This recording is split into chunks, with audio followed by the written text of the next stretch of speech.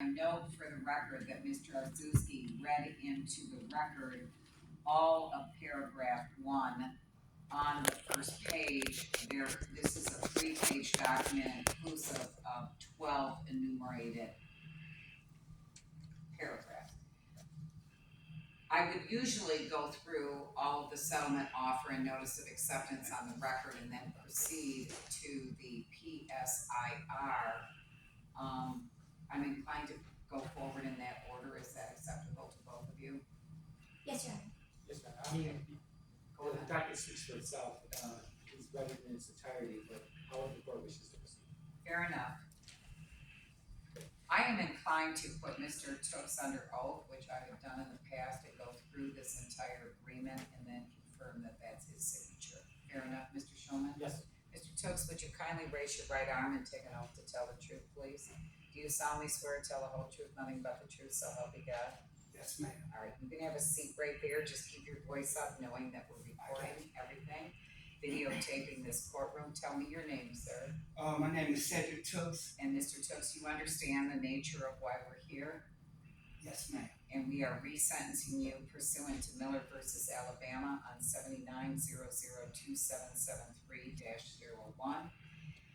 And there is an agreement with the prosecution that Mr. Arzuski has already read into the record that the people waive their right to request a hearing on a sentence of imprisonment without the possibility of parole under Michigan Compiled Law 769.25, parent 3.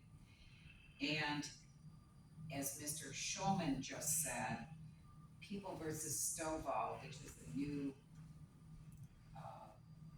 case law, doesn't apply to you because of your age. But for reasons that Mr. Shulman articulated on the record, the prosecutor's office is willing to reconsider your sentence under 78002942 docket, and we're gonna resentence you under the armed robbery and the assault with intent to murder, resentence you to 40 to 60 years on those charges instead of the parolable life. Stovall doesn't apply to you. Does that make sense? Yes, ma'am. So in essence, that's what the first paragraph says. The people are waiving their right. They could have asked for a hearing, had what is called a Miller hearing, and asked for my consideration of continuing your sentence life without parole. Miller versus Alabama requires me to give you a minimum sentence on the murder one charge of no less than 25, no more than 40 on the minimum, maximum 60. You've already served a substantial period of time, and there's an agreement to sentence you on the murder one on the file ending 2773 to 40 to 60 years, and on the file ending in 2942, armed robbery, assault with intent to murder, 40 to 60 years. These three sentences will run concurrent with one another. Understood? Yes, ma'am. All right.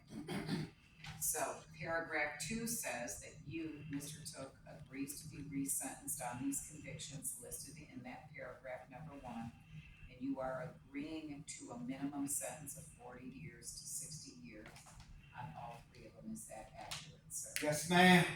Number 3, if the court decides that I cannot resentence you, Mr. Tooks, to these convictions as listed in paragraph 1, which is the murder one, armed robbery, assault with intent to murder, then either party shall have a right to rescind the settlement agreement and proceed to a sentencing hearing and resentencing pursuant to the statute that would control this 769.25, parent 6, commonly referred to as the Miller hearing.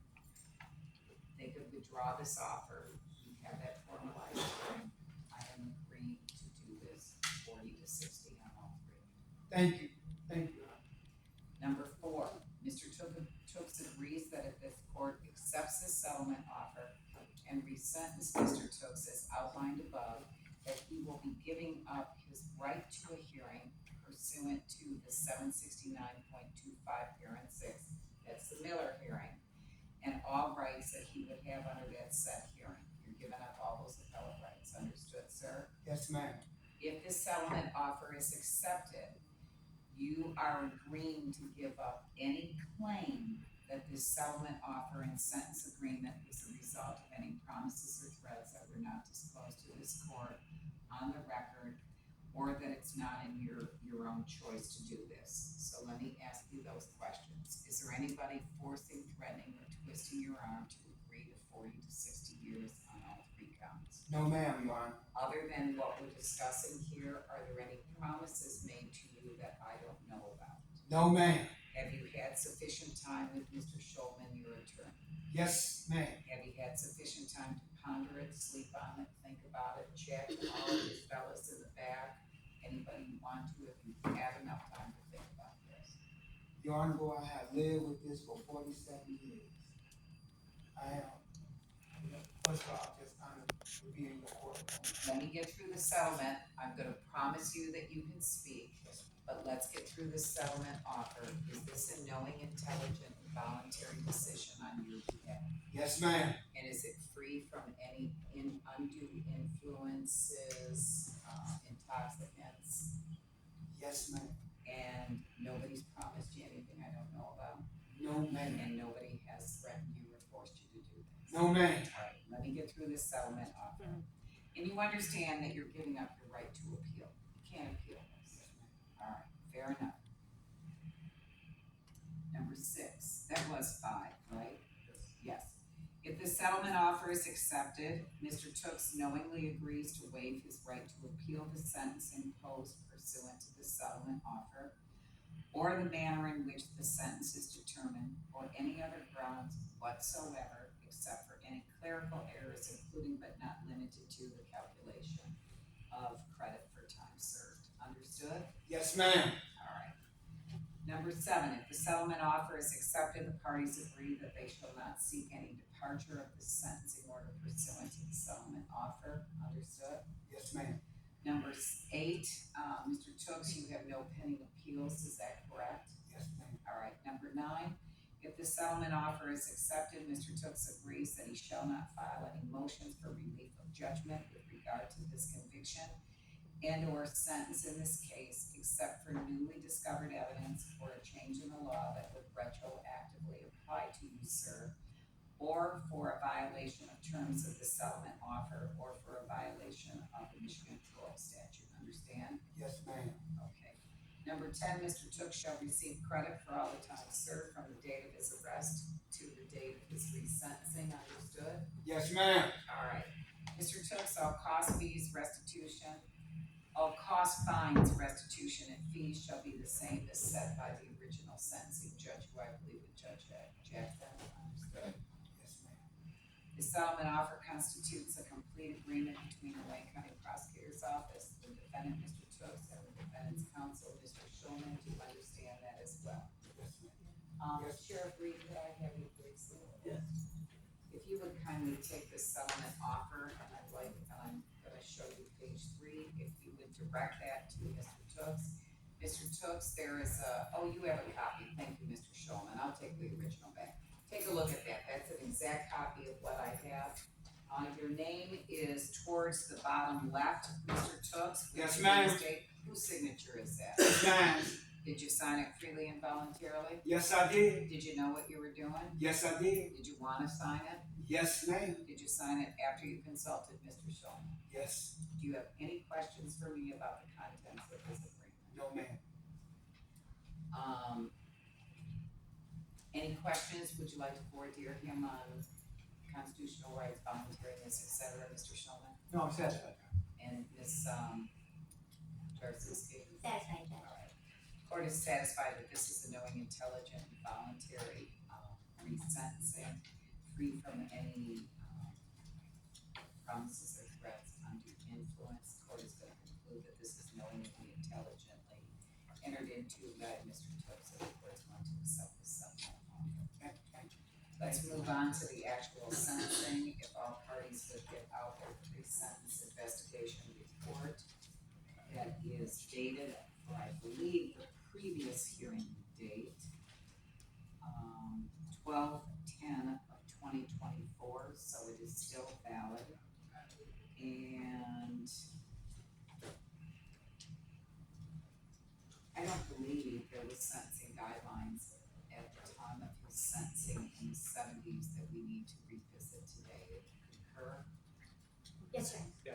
this is pre the guideline. Alright.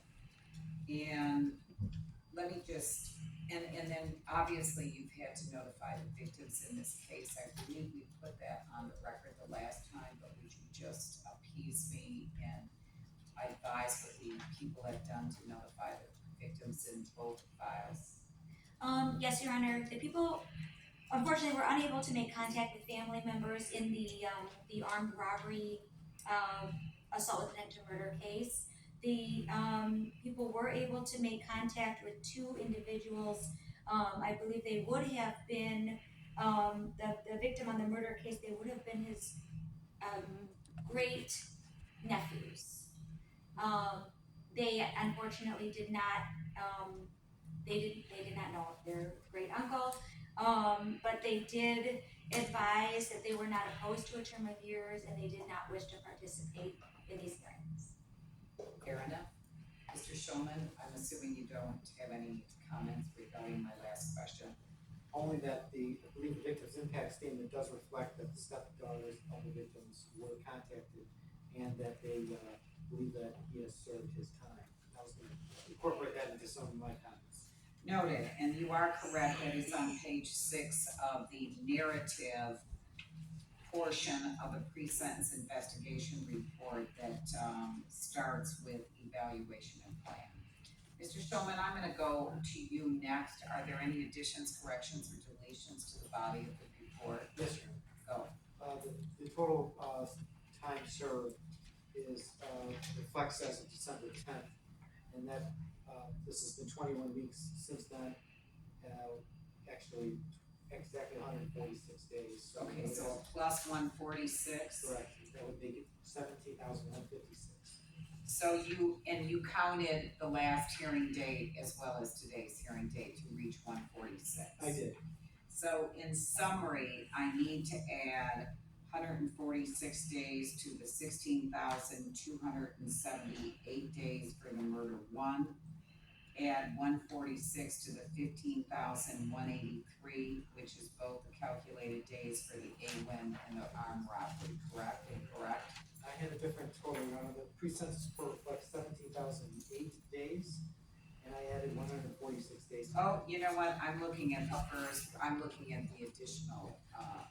looking back at the arrest days. But I believe that's because some of the credit goes towards the felony firearm first and some goes towards the felony firearm second. So you'd still have to subtract 730 and 1,825. Well, I did not realize when I scheduled this that my judicial assistant that's gonna type the order of conviction, is off today. So I have to utilize a JA from a colleague, and I don't wanna put them in the position of recalculation. Obviously, we're not resentencing you on the felony firearms, sir. You served those before you went to the substantive convictions of the murder one, the AWIN, and the armed robbery. So we need to take out those 2-year dates from your total date, then work from your dates of incarceration towards the underlying convictions, the 3 that we're speaking of here.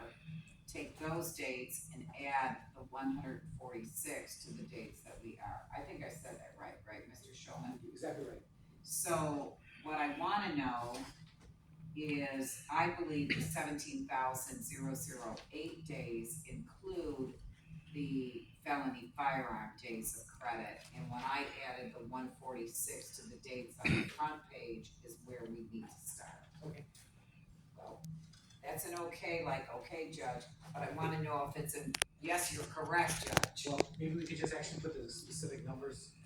No, I do want the specific numbers because unfortunately I have to utilize someone else's staff to deal with this today. So I have 17,156 total. Hold on, let me get out my calculator. So did you take 16,278 plus 146, which just gave me 16,424? I don't think we can use the 17,000 because we gotta take out the 700 days on the felony firearm. That's right.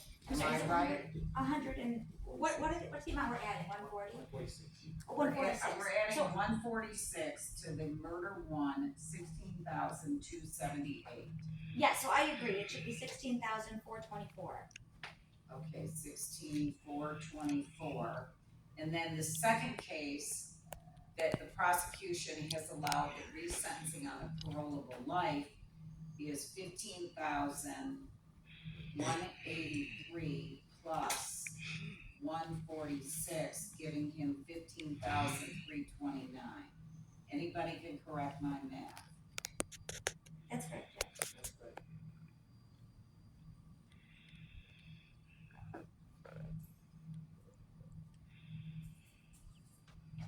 Well, and I did quickly, now this doesn't stand up, but on the AWIM and the RA, if I divided that 15,326 by 365 days in the year, you're at almost 42 years. So and that's on the lower of the two.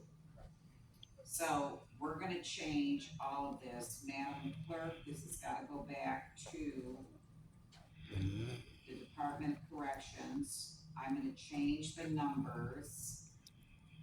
And I'm gonna change the sentencing date from December 10th of last year to May 16th of this year.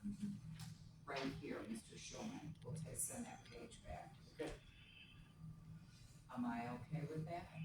Good, everybody? Yes, Yes, All ma'am. right, Judge. back to you. Additions, corrections, or deletions to the pre-sentence report. No other additions, deletions, or corrections? Ms. Jarzewski, did you see anything that you need to bring to my attention? Judge, the original PSIR, there is a PSIR, I believe from 1970. You mean this 1977 hand typed by a typewriter? Yes, I there is have it. one, and that is from a prior conviction for a breaking and entering, I believe. But the original PSIR for the murder case was not attached. So I presented a copy to the court and Mr. Schulman earlier today, and I just wanted to make that part of the PSIR. And is that this document right here? Come on up. Okay, thank you. I believe I'm accurate. Is this the document? Yes. Okay. And we should attach this, also typed on a near and dear old typewriter. We should put this as part of the PSIR. Correct. And Madam Clerk, when you send notice for the corrections to the PSIR, please advise them to include a probation officer, Michael Donahue's report identifying file numbers 7802-773 and 7802-2942, correct, Ms. Jarzewski? Yes, that's correct. Alright. Ms. Jarzewski, anything else you'd like to add, amend, delete No, to Your Honor. the documents? No. So I've covered the settlement offer notice of acceptance. I've taken, Mr. Tooks under oath that he agrees with all of what is documented here. I've gone through the PSIR. I'm assuming based on your statements to this court that there are no, individuals from decedent's family or the other file on the armed robbery and the AWIM who would like to make a victim statement outside of what you told us. That's correct, Judge. Anything else you want to put on the record? No, Your Honor. Mr. Tooks, this is your opportunity. If you'd like to speak, you're welcome to do so. I do want you to stand up just to even project your voice and make sure that we don't miss anything in the recording. At this present moment, my attorney will speak for me. Okay, you wanna, you know what, I always ask defendants first. Then I go to allocution from the prosecution and then to you, Mr. Schulman. If you have chosen to have Mr. Schulman speak for you, I wanna return to Mr. Jarzewski first for any allocution from you. No, Your Honor, we're just asking you to adopt the settlement offer notice of acceptance. Mr. Schulman. Just 3 points, Your Honor. First, the Cedric Tooks that's in the courtroom today, probably the one that appeared 17,000 days ago, when Jimmy Carter was president, when the world was completely different. We're probably not recognized when the individual was sitting here. What I mean by that is maybe DNA test would confirm that this is Cedric Toops, of course, but that young man there, and this is the Miller idea, this is behind why we come back to resentencing, was completely immature, a lost young man who got involved in a very dangerous lifestyle and caused this situation to occur. But this Cedric Toops has changed it over the last years. And one of the things, and I've done many juvenile life, is one thing that I really noted with Mr. Toops is he's intelligent, he writes a lot, and I spend a lot of time preparing the mitigation package. But one thing that I do want to say is this: when you're sentenced to life without parole, you have no incentive to go to classes to improve yourself. You have no reason to do any of that. And if someone said, hey, if you do all these things, one day you're going to come back in court, you can show how well you progressed. That was not the deal when you walked in there. But nevertheless, knowing that there was a life sentence, that this is your world, he did everything to improve himself. He was a model inmate for the last 10, 15, 20 years. When I visited him, the contacts I've had, the letters I've read, his reports, extremely favorable. The fact that people are still here supporting him, we know that those relationships that were strained, and yet they're still here. So I just want to know that this is a time for him to earn back the trust of the community and try to pay back those things. And I know you can say those things, but he's given up almost 40 years of his life, so he's done that. But I also know that when he walks out of here, he also knows that debt is not fully paid. It will never be paid. This is a debt that will never be paid in full. But he knows that whatever he can do to change a life, make a difference, get good counsel, whatever he can do is going to chip away at that incredible debt that he knows will never be paid. And I think he's ready to do that. His family believes that he's ready for that. And I think that the people through my pleadings and his words and the reports and the exhibits, that they think he's ready for that as well. And the last thing I'd say is just the incredible words of the complainant, his family, who wrote in here that they believe that he has served his time. And that is really pretty remarkable. And I want to say that people are not always forgiving, or not just forgiving, but see that you can, 40 years later, find yourself to be a different person, to not forget. Let's not forget, but to forgive speaks volumes about Hyman's family and why they believe that humanity allows these kinds of sentencing, resentencing, and gives juveniles the opportunity to live their last days out, proving to the world that that was a different part of their life, and that the life that they're about to live is what they want to be defined as. Thank you, Mr. Schultz. Change your mind, or are you good, Mr. Schultz? At this present moment, Honorable One, I agree. Mr. Estes, anything for him? I do want to ask Mr. Schulman, Mr. Tooks knows that we've all agreed on a 40 to 60 year sentence on all three of the counts, concurrent with one another. However, we did the math on the most recent case on parolable life resentencing, and he served close to 42 years. You do understand, Mr. Tooks, that the decision for your release is still up to the parole board. And also I want to note that he actually was sentenced before the Truth in Sentencing Act, so his actual good time credits might approach 70 to 75 years. That's nothing for the court to consider. It's not a part of this plea deal. It's nothing that you need to pass on, but the people and I have discussed that, and it's very likely when he does have that computation done, the numbers will far exceed what actually he served. Understood. Fair enough. Okay, Mr. Tooks, I don't know what count I'm on, but this is somewhere up to my